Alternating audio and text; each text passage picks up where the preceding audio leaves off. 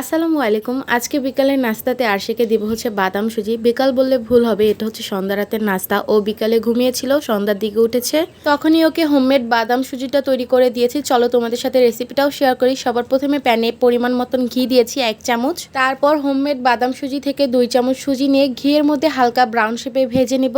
হালকা ভাজা হয়ে গিয়েছে। এখন আমি এখানে ব্যবহার করতেছি গরুর দুধ। খাবারটার মধ্যে চাইলে তোমরা নর্মাল পানিও ব্যবহার করতে পারো। আমি এখানে গরুর দুধ দিয়ে তৈরি করতেছি। মিষ্টি স্বাদ আনার জন্য আমি সামান্য পরিমাণ তাল মিশ্রি ব্যবহার করলাম। সাথে খাবারের ব্যালেন্সটা ঠিক রাখার জন্য অল্প সামান্য পরিমাণ লবণ ব্যবহার করেছি।